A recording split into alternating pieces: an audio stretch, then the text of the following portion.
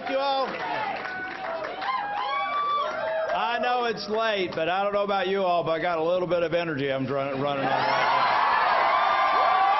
You all did it. You did it.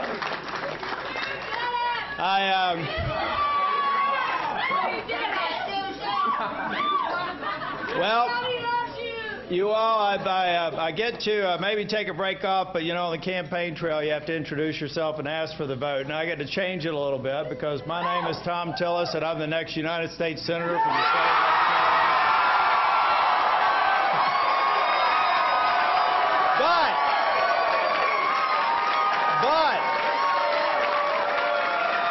I want to make absolutely certain that every single one of you still just call me Tom. Because you are friends. You know, this victory is not my victory. This victory is our victory. Our victory. You know, if you take a look at all the negative ads against me and against any Senate candidate, more negative ads against any Senate candidate in the country. $111 million. We didn't bend. We won.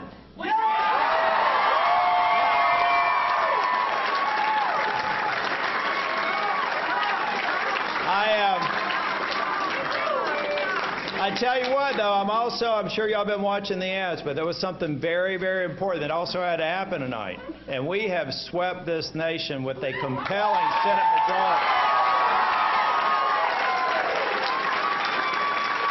So, somehow I think Senator Reid's going to have a different office assignment come January.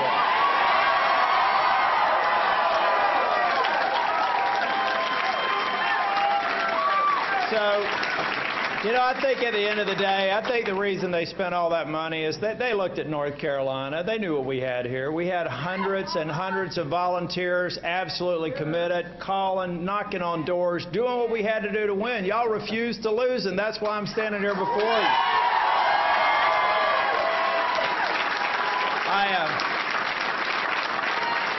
Now, I will tell you, I received a call both from Sean Hall and then from Senator Hagan. I want to thank Senator Hagan for her service. I also want to thank her for a gracious offer to make sure that we do what America does best, and that is to effect a smooth transition of power over the next couple of months.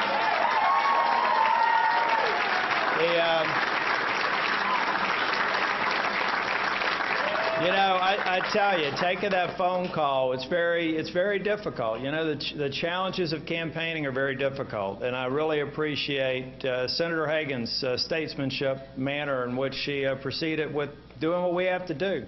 Recognize this isn't about me. It's not about Senator Hagan. We just occupy these seats, but this is your seat. That's right. And this is a seat that I'm going to take to Washington and make sure I never forget where I came from. Now, I had somebody ask me, actually I had some family members ask me, how on earth was I so calm? You know, with all these attacks and things, they said, you seem to get more annoyed when the Panthers lose than all these attacks. And I've been annoyed a lot, but it's been mainly the Panthers, not this, because I knew that we were right. I knew that you all and North Carolinians want elected officials that are going to go to Washington and get something done, fulfill their promises.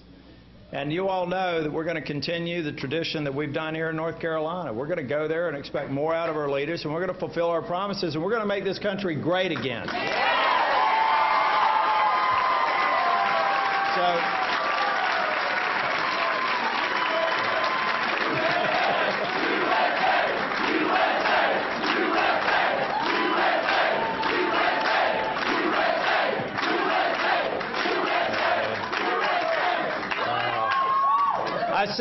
I see a few people around the room, but when I think about transitions and elections, I see one gentleman here in the center, Reverend Mark Harris, who was in the primary with us.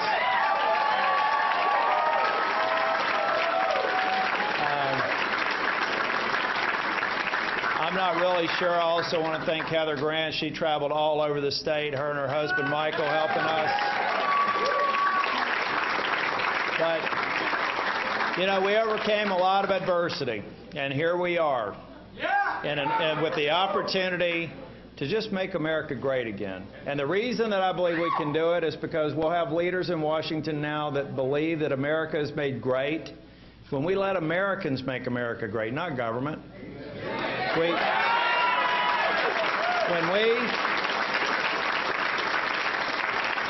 When we stop accepting this idea that people want to be provided for by government, the problem with that is the only way government can provide you with something is to take it away from someone else. There's only one thing government can give you that doesn't come at the expense of anyone else, and that's freedom.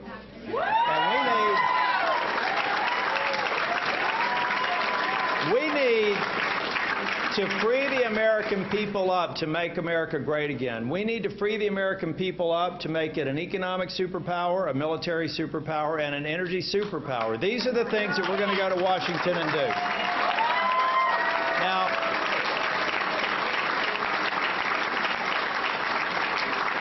I know my communications people are going, Thom Tillis is completely off script because I'm not reading the teleprompter. I'll leave that up to President Obama. What I'm going to do is listen to you. And I'm going to go to Washington. And next year, I'm going to come back, and I'm going to go across this state to the towns and counties that I've been to. I'm going to thank all of those who voted for me, and I'm going to go to those who didn't vote with us, and I'm going to convince them that maybe they should give us a chance to make this nation great again and just get back on track.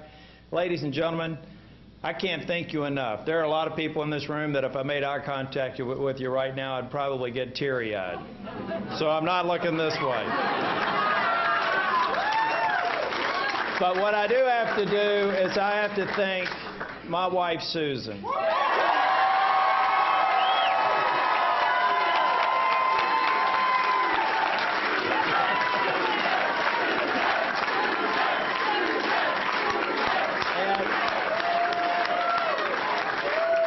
I've got to thank my son and my daughter. I mean, they're two people that I could always rely on to take a look at some of those negative attack ads, and we just laughed at them. We did. Lindsay and Ryan.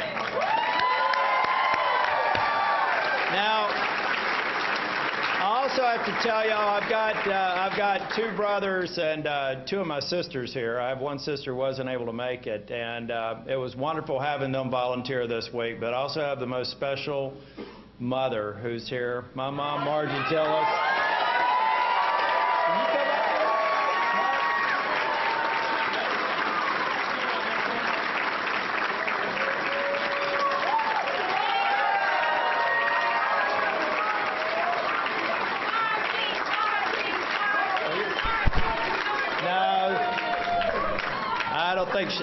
That's typical mom, but if you're on Facebook, go out and do a friend request for Margie Tillis. You will not be disappointed because my mama has been taking care of this family forever, and she's been taking care of her son during the Senate race. But ladies and gentlemen, I want to tell you all, you're an extension of our family. There's a lot of people in here that have been a part of this campaign. They've been a part of my campaign since I ran for town commissioner. There are people that worked hard in the difficulty of a primary, and we came back together. And there were people today, I went around the polls, and you could just see that they were so emotionally invested in it, wondering, boy, were we going to pull this off. Well, we pulled it off because of you.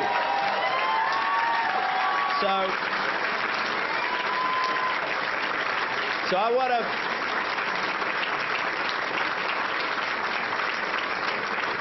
From the bottom of my heart, I want to tell you how much Susan and I, my entire family, appreciate what you've done. Because I really do believe that through your efforts, through your prayers, through your financial support, through the ground game, through door knocking, that you all are literally a part of a historic moment in this nation's history. And I want to thank you. So, I'm not going to speak much longer. I'm going to get around and try and shake a few hands, but I don't know if I can do selfies with everybody today.